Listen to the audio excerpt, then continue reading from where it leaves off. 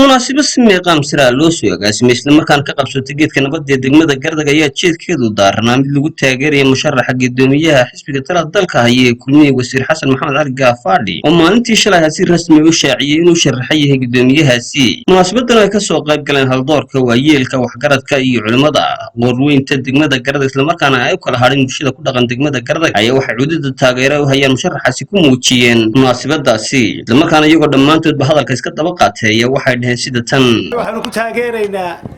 wasiirka caab kulmiye waxaanu sheegaynaa maantana xasan baa looga cimaamadayaa xasan marka waa soo dhaweynaynaa haddaanu nahay deegaanka degmada Gardag gobolka Sanaag bariga Burco Berbera dhammaan waxaanu si mug iyo miisaan leba annaga oo ogtihiin mabda'ayaga fikirkayga iyo oraahdeedu inay hal mid tahay waxaanu leenahay maanta goobkii Gardag ee Siinaayo looga cimaamaday ee Muuse Biixi looga cimaamaday maanta waxaanu ka cimaamadnay Xasan Maxamed Cali Gaafadhi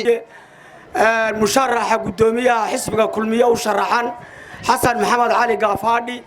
ana wasiirka caafimaadka aad iyo aad baan u soo dhaweynaynaa waanu garab taaganahay waadna aragtaan iyo dadkii wax naga dhaxeeyeen wixii la iska shado ayaa la isu celiyaa waxaan leeyahay horta way muuqataa taageerada reer Gardag sida ay uga soo qayb galeen way muuqanaysaa oo cidna loo sheegi maayo hal mid baan ku darayaa halkan waxaanu ka taageeraynaa Xasan Maxamed Cali Gaafadhi oo shalay shaaciyay inuu musharax u yahay xisbiga guddoomiyaha xisbiga kulmiyahay waajib iyo xaq buu leeyahay in maanta loo tanaasulo baanu ku taageersanahay kula soo dhaweynaynaa kulmiye mid baan leeyahay horta geedka kan gorgorbaa yiri saddex nabsi baan ka soo joogado anigoo maxaarada oo kulmiye baan isa soo taagay oo in badan taagnaa isaga anigoo maxaafida oo kulmiye u maxaafidana waan soo taagnaa maantana iyadii baan taaganahay oo kulmiyahan ku cadtahay Xasan Maxamed Gaafadhi baanu muujinaynaa ciyaal caruur roole waayeel dumar caruur taageeradaas la muujinaya halka laga muujinaya ku muujinaynaa ama ku taageeraynaa musharaxnimada guddoomiyaha xisbiga kulmiye oo uu shaaciyay wasiirka caafimaadka Xasan Maxamed Cali waxaanu leenahay waa soo dhaweynaynaa waa hambalyeeynaa waa taageersanahay hanka iyo mustaqbalka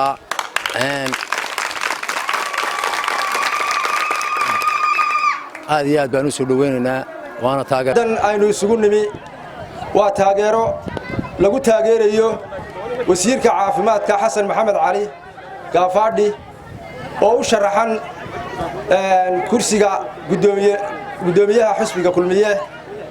waxaanu la garab taaganahay taageero mug iyo miisaan leh haddaanu nahay dadweynaha reer Gardag iyo dadweynaha gobolka Sanaag waxaanu la taaganahay taageero mug iyo miisaan murashaxa guddoomiyaha xisbiga kulmiye Xasan Maxamed Cali waxaan leeyahay aad baa maasantiin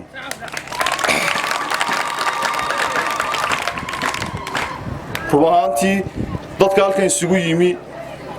waxa weeyaan biyadooda mideeyay oo midka ka dhigay hanka uu la yimi Xasan Maxamed Cali ee uu ku doonayo guddoomiyaha xisbiga kulmiye madaxweynaha jamhuuriyadda Soomaaliland mudane Muuse Biixi Cabdi golaha dhexe xisbiga kulmiye iyo dhammaanba cidda rool ku leh inay doortaan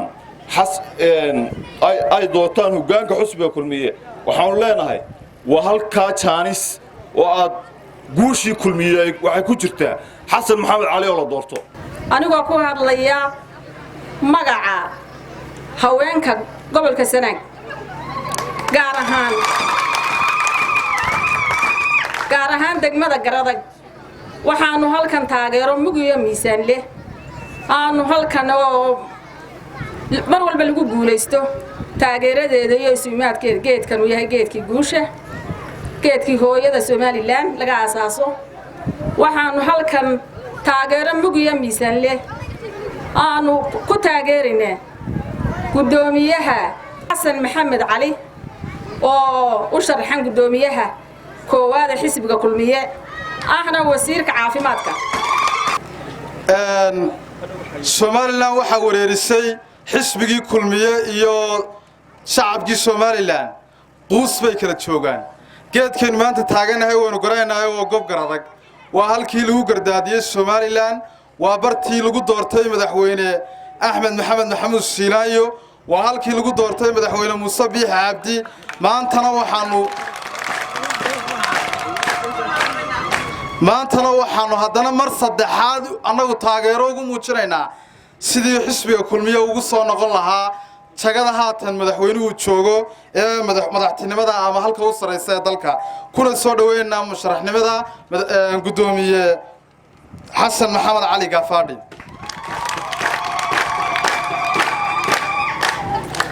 waayahay iminkana waxaan u yeelay doonaa xasan oo war ku gaara baan ku gudbinayaa ee gashinimaad ku leedahay hadduu guriga soo aado oo waxaad geysatay iyo godobna ku sheegto oo waliba uu gooyo iyo gomoro ka doonto waa inaad runta u geejiso oo la gurisa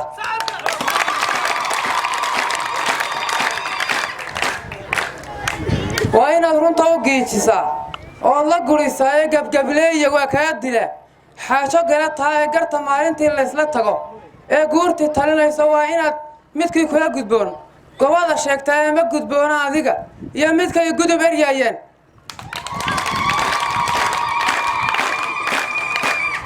ma gudboona adiga iyo midkay gudub eryaayeen ninkii geela ari soo agdhigay waanu garanayna gobka nabadda gidigoo talka iyo gacalka reerkaagu adiga sidii geesigii ku galbinayaan hagabana ku soco waxaanu nahay garabadaadii tahay laba qodob marka koowaad inaanu ku taageerno waa madal kulmisay dhammaan dadweynihii reer garadag qulubtooda iyo inay si isku mid ah u yimaadaan geedka caanka ee degmada Garadag hanka gudoomiyenimo ee uu doonayo shalay shaaciyay xasan maxamed cali gafaadhi wasiirka wasaaradda caafimaadka jamhuuriyadda Somaliland oo shalay shaaca ka meeshu waa xaflad lagu taageerayo wasiirka caafimaadka una sharaxan gudoomiyaha xisbiga kulmiye markaa reer Garadag waxay u soo baxeen inay taageeraan wasiirka caafimaadka oo ku taageeraan jagada uu doono gudoomiyaha xisbiga xasan maxamed cali dadweynahana waxaan leeyahay dadka aan ku saaxiibnahay siyaasadda ee galbeed iyo bariba degan cid walba waxbaa naga dhaxaysa cid waliba wixii naga dhaxaysa ha ilaaliso Madar Seyre warbaahinta qaranka jamhuuriyadda Somaliland